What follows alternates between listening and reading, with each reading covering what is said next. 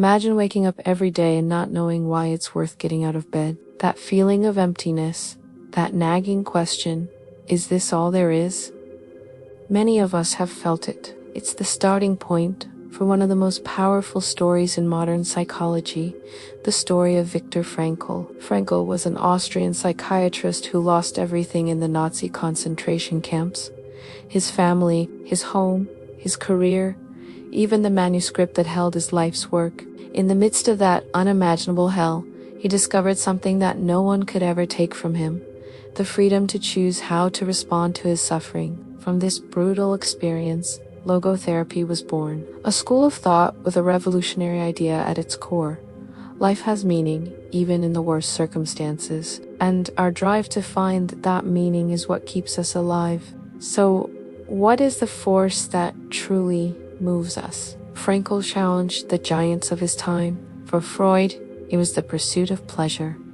For Adler, it was the thirst for power. But Frankl saw something deeper. He believed that we are driven by a profound will to meaning, an innate human need to know that our lives matter. As he put it, man's main concern is not to gain pleasure or to avoid pain, but rather to see a meaning in his life. So how do we find this meaning? Frankl laid out 3 fundamental paths. The first is by creating something in the world. This is about doing work that matters, building a project, creating art, or simply helping someone. It's the teacher watching their students flourish, the craftsman building something with their own hands, or a parent nurturing their child. When you leave a positive mark on the world, your life gains purpose. The second path is through experiencing something or encountering someone. This is about deep connection. It's the beauty of a sunset that takes your breath away, a piece of music that touches your soul, a moment of pure love, or that honest conversation that changes everything. These profound experiences remind us that life is worthwhile. And the third path is where Frankl's genius truly shines, choosing our attitude in the face of unavoidable suffering. When we can't change a situation, we can still choose how we respond to it. This is the ultimate freedom. In the camps, Frankl saw people who had lost everything but their dignity. They chose how to face their horror, and that choice made all the difference. He often quoted Nietzsche, "He who has a why to live can bear almost anyhow." This is what Frankl called the last of the human freedoms, the power to choose your own attitude, even when everything seems lost. Now, here's a twist that might surprise you. You don't find meaning by looking inward. Frankl noticed that the most fulfilled people weren't the ones obsessed with self-discovery. They were the ones who looked outward, who dedicated themselves to something greater than themselves. He called this self-transcendence. Think about it. When you are feeling down and you spend all day ruminating on your own problems, you'll often feel worse. But when you step outside of yourself to help a friend, care for a pet, or volunteer for a cause, the weight begins to lift. The meaning isn't in here, it's out there, waiting to be discovered. Frankl also pointed out our amazing ability to observe ourselves from a distance, as if we're watching a movie of our own lives. He called this self-detachment. Imagine you're about to give a big presentation and you're incredibly nervous. Instead of being consumed by that feeling, you can step back and say, "Look at that, I'm feeling nervous. That's a normal human reaction. But I am not my nervousness, I am simply experiencing it." This ability to detach from our own thoughts and feelings is a key to maintaining sanity in the toughest moments. This leads to a powerful concept Frankl called tragic optimism. This is about saying yes to life, even knowing it will inevitably include pain, guilt over our past mistakes, and our own mortality.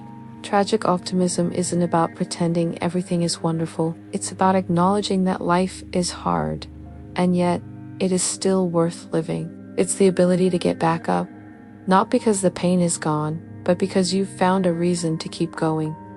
And logotherapy isn't just philosophy, it provides practical tools. One of the most brilliant is called paradoxical intention.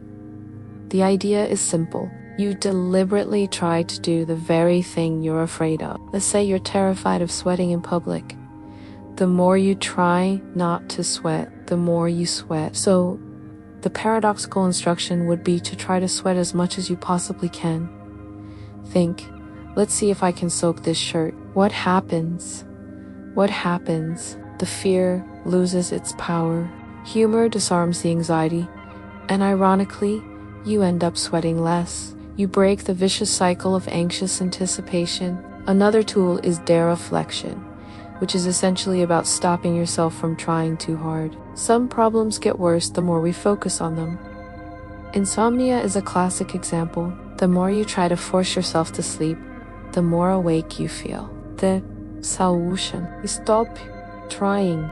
Get up, read a book, accept being awake for a while, and sleep will often come naturally. Or think about shyness. The more you think, I need to be interesting, the more tongue-tied you become. Dereflection tells you to shift your focus. Instead of worrying about your performance, become genuinely interested in the other person. Listen to them, ask them questions. The pressure on yourself vanishes. Frankl saw a growing problem in modern society, which he termed the existential vacuum.